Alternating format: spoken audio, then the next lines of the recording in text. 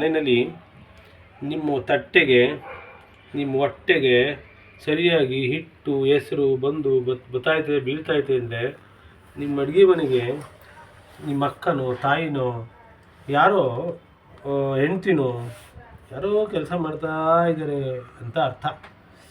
ಮನೇಲೇ ಇದ್ಕೊಂಡು ಏನಪ್ಪ ಕೆಲಸ ಮಾಡ್ತಾರೆ ಅಂತ ಅನಿಸ್ಬೋದು.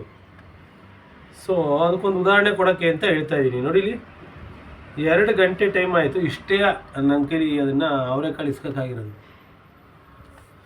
ತೋಡಾಕೊಂಡು ತಿನ್ನುವಾಗ ಇನ್ನೊಂದು ಸ್ವಲ್ಪ ಕಾಳು ಅಂತ ಕೇಳೋಕ ನೆನಪಾಗಬೇಕು. ಸೊ ಅಂದರೆ ಅವ್ರಿಗೆ ತುಂಬ ಕೆಲಸಗಳಿರುತ್ತೆ, ಆದರೆ ಅದು ಕಾಣಲ್ಲ ಅಂತ.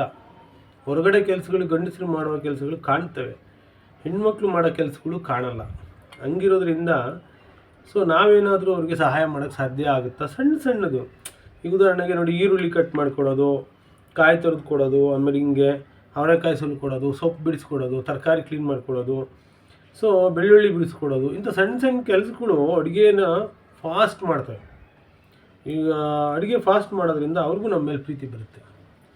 ಸುಮ್ಮನೆ ನಾವು ಆಡೋ ಟೈಮ್ಗೆ ತಿಂಡಿ ಆಗಿಲ್ಲ, ಅಡುಗೆ ಕೆಲಸದಾಗ ತಿಂಡಿ ತಂದಿಲ್ಲ ಅಂತ ಹೇಳೋದ್ರ ಬದಲು, ದೂರೋದ್ರ ಬದಲು ಮನೆ ಹೆಂಗಸರನ್ನ ಅವ್ರಿಗೆ ಸಹಾಯ ಆಗಂಗೆ ಏನಾದರೂ ನಾವು ಫ್ರೀ ಟೈಮಲ್ಲಿ ಸಂಜೆ ಟೈಮ್ ಕೂತಿದ್ದಾಗ ಎಲ್ಲರೂ ಸೇರ್ಕೊಂಡ್ರೆ ಅದು ಅವ್ರಿಗೂ ನಮ್ಮ ಬಗ್ಗೆ ಗೌರವ, ರೆಸ್ಪೆಕ್ಟ್ ಜಾಸ್ತಿ ಆಗುತ್ತೆ.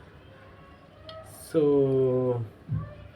ಹಾಗೆ ಇದು ಒಂದು ಅವರೆಕಾಯಿ ಟಿಪ್ಸ್. ನಮಸ್ಕಾರ.